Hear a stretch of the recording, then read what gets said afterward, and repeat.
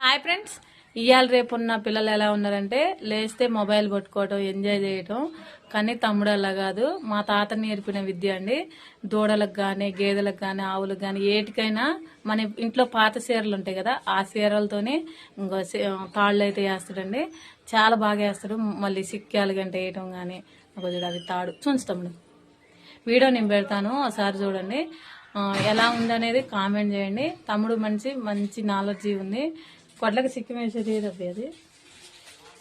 ఇంకో ఈ చిక్కాలు అయితేనేమో ఎండాకాలం వేసారండి, సమ్మర్లో. అంటే స్కూల్ స్టార్ట్ కాలే అప్పుడు వాడికి వేసిండు. మళ్ళీ ఎండాకాలం స్టార్ట్ చేస్తాడు. కానీ ఈ చిక్కాలు వేయటం వరకు మన వెనకటి నుంచి ఉన్న వాళ్ళకే వస్తుంది.